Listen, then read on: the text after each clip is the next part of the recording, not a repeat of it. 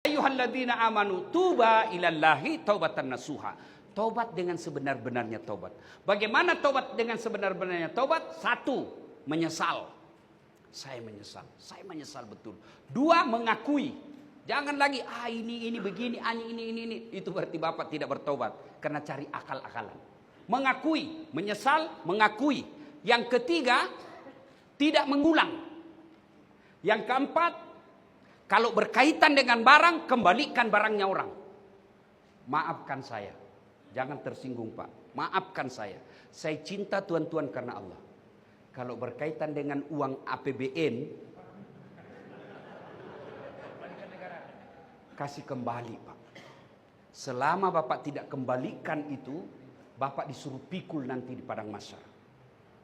Itu biasa kalau saya lihat koruptor yang bebas, 3 miliar, 10 miliar, 40 miliar. Disuruh pikul nanti itu di padang mahsyar Pak. Disuruh pikul. Kan orang di padang mahsyar itu ngantri Pak. Dari Adam sampai kiamat. Coba kalau kita pemilu di sini, ngantri kan? Padahal masih ada tenda, masih ada beberapa loket. Di padang mahsyar nanti Pak, dari Adam sampai kiamat, berapa triliun manusia, satu loket. Karena hanya Allah satu yang memeriksa kita. Dan di situ kita dipanggil satu-satu. Siapa dulu yang dipanggil? Bukan nenek kita yang duluan mati. Siapa dulu yang dipanggil? Nama-nama Islam dulu. Biar dia duluan wafat, kalau namanya tidak Islam di belakang. Dipanggil juga tapi di belakang.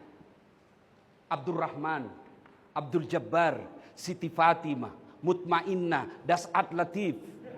Itu di duluan dulu Pak. Roni, Tony, Joni, Nining, Ningsia. Di belakang Pak. Ini bukan Das'at yang ngomong, ini hadis. Maka dipanggil satu-satu. Sambil menunggu giliran dipanggil, dipikullah barang negara yang pernah kita ambil. Lewatlah anak buah kita. Oh, Bapak yang ambil meja di kantor.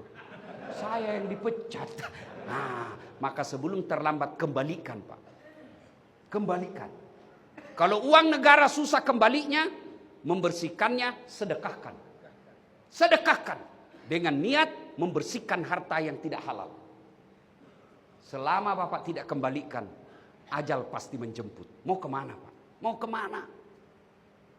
Dan saya heran kalau orang korupsi 70 miliar, 20 miliar.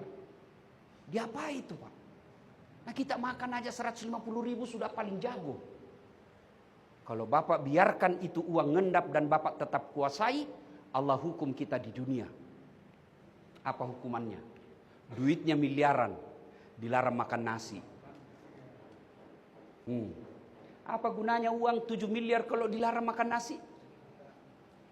Apalagi kata dokter, jangan makan garam Pak ya. Jangan makan gula. Jangan makan yang pedes-pedes.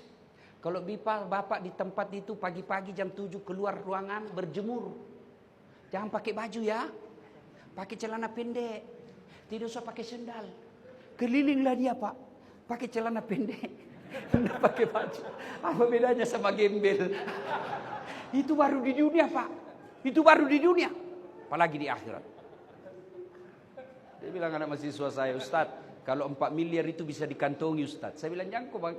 Masa bisa? Dia bilang, iya Ustadz. Uang Singapura Ustadz ada 1 lembar 110 juta nilainya Ustadz. Jadi kalau 1 miliar 10 lembar aja di sini Ustadz. Oh jangan kok bayangkan uang Singapura. Kalau uang koin 2 miliar uang koin kau pikul. Maka kalau tobat syaratnya kembalikan. Dan sedekah itu tolak bala. Sedekah itu membersihkan jiwa. Sedekah itu menenangkan jiwa. Tidak ada orang Pak yang benci orang dermawan.